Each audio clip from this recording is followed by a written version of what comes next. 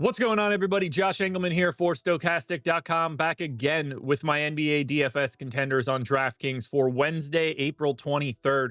Now, be sure to hit that like button, subscribe to the channel, hit the notification bell so you know when everything goes live, and follow me on Twitter at Josh Engleman. That's where you get the top 10s for DraftKings and FanDuel, and that's where you get the updates later today before I go live for Live Before Lock. Franz Wagner on the outside looking in. Who will be my favorites, my top 5 plays for today? It's time to find out. First up at number 5, I'm going to Donovan Mitchell. We don't have any true pay-ups today. Nobody in the 10K range. So Mitchell kind of works as a little bit of both. Point guard, shooting guard eligible, 8,300, 25 points, 5.5 boards, 5.5 assists, 2 stocks, 44 fantasy points. The goal is 52. I was very surprised when I projected Mitchell this morning. I was a little bit lighter on his minutes, and then when I went to the betting markets, his points prop was miles higher than what I had it in. So I gave him a bump to playing time, got him in for 36 minutes. 36 minutes of Donovan Mitchell makes him a top 5 play, and it makes him my preferred pay up for today's slate. Staying with the Cleveland Cavaliers, we're taking a look at Jarrett Allen. Center only, just 5,900. Great value here. 12 points, 11 boards. That's a double-double. 2 assists, 2 stocks, 32.5 fantasy points. The goal is 40. Have him in for 31 minutes. He's in the optimal lineup 42% of the time. I think the matchup is fine. I think that Jarrett Allen could play upwards of 36 minutes if they needed him to today.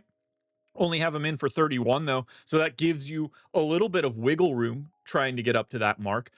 But I think the key takeaway for Jarrett Allen here is price. Sub 6K for a guy that's over a fantasy point per minute. He's just not priced properly today. In at number 3, we go to Golden State. We're taking Brandon Pajcic. Point guard, shooting guard eligible, so great flexibility. 5,500, 12 points, 7 boards, 4 assists, just shy of 2 stocks. 31 fantasy points. The goal is 38. He's in the optimal lineup 49% of the time. He's just playing big minutes now. Got him in for 35, starting at the 2 or whatever position you want to say he plays or Steph plays. I don't really see any scenario where anybody's going to be taking playing time from him. They don't seem to want to play Kuminga, and they don't really have anybody else behind him. So I fully expect the playing time for Pajcic to stay here. He's not the worst per minute guy in the world, somewhere in that 0.9 range, but the flexibility of position, point guard, shooting guard, guard, or utility, that's going to help out on a 3-gamer.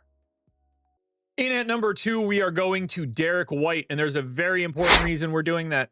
It doesn't look like we're going to have Jason Tatum. He is doubtful, and that makes everybody for Boston look better. 38 minutes for White, big time rate bump across the board for no Tatum. 6,900, point guard only, 17 points, 6 assists, 5 boards, 2 stocks, 38 fantasy points. The goal is 45. Is it a good game script against Orlando? No. But this is a 3-game slate in the playoffs. You don't get teams getting guys out that matter all that frequently. You really don't get it when you get the best player on the team out. That affects Boston in a big way, frees up minutes, shots, assists, everything. And I think Derek White gets the biggest bump because of it. Or you can grab another Celtic and get all of the value in the world. It's Al Horford, power forward center, 4,300, 10 points, 8 boards, 3 assists, 2 stocks, 29 fantasy points. The goal is 32. Derek White has a massive raw points ceiling, and his salary is a little bit more expensive. But Al Horford is just going to get an extra 10 minutes at a price tag that's probably $1,500 cheaper than what it should be based on his role for today.